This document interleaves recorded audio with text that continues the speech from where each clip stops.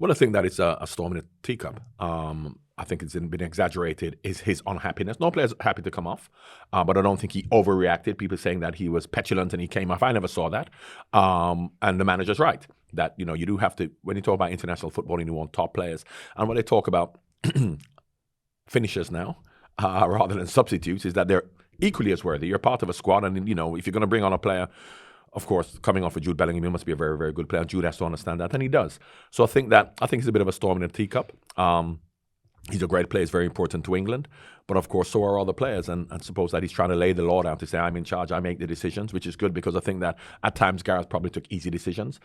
Because, of course, if you take Jude Bellingham or Harry Kane off and you don't win, then you're going to get criticised. You leave them on and you don't win, you can't criticise him. Whereas Tuchel's not like that. He'll make decisions that he thinks is right, winning or losing, which managers have to do. And I'm sure Jude will react in the same way. So I think it's a bit of a storm in the teacup.